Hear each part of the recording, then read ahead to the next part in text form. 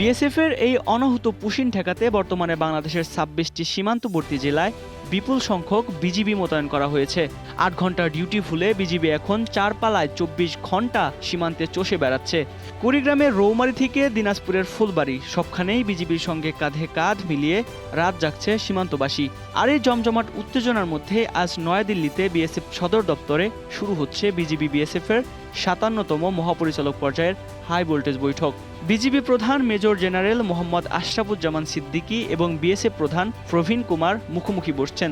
আর এদিকে দিল্লির কূটনৈতিক সূত্র জানিয়েছে, পশ্চিমবঙ্গে বিজেপি সরকার ক্ষমতায় আসার পর শত শত বাংলাদেশিকে আটক কেন্দ্রে রাখা হয়েছে।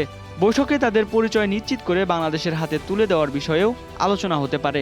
তবে নয়াদিল্লিতে এমন হাই ভোল্টেজ বৈঠকের পরও যদি সীমান্তে পুশিন এবং নির্বিচারে গুলি বন্ধ না হয়, তাহলে সেই বৈঠক শুধু চায়ের কাপে ঝড় তোলার সমান হবে।